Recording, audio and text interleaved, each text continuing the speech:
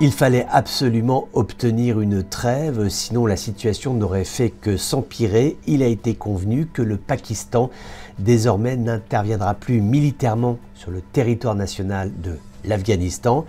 Et les autorités de Kaboul se sont engagées à faire en sorte que le TTP, que les combattants islamistes du TTP cessent leurs actions au Pakistan. Cette trêve est tout à fait importante parce que la situation devenait absolument intenable. Les combats étaient de plus en plus importants. Il faisait craindre une vive dégradation de la situation sécuritaire entre le Pakistan et l'Afghanistan. Maintenant, quand on s'intéresse plus précisément à qui a été la cheville ouvrière de cette trêve, eh bien, on tombe sur le réseau Haqqani, la Shura Haqqani, qui est l'une des deux Shuras qui fait aujourd'hui la vie politique des talibans.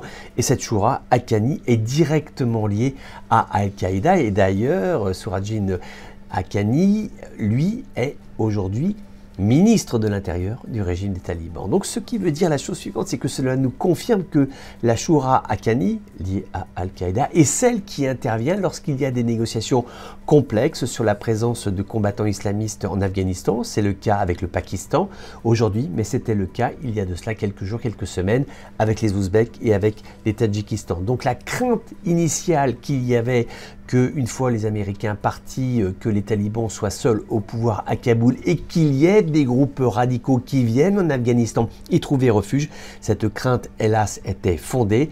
Et désormais, lorsqu'il faut négocier une trêve avec le régime des talibans à Kaboul d'aujourd'hui, eh bien avec qui il faut discuter? Avec une Shura qui est membre des talibans, une Shura aussi, comme nous le disions à l'instant, qui est liée à Al-Qaïda.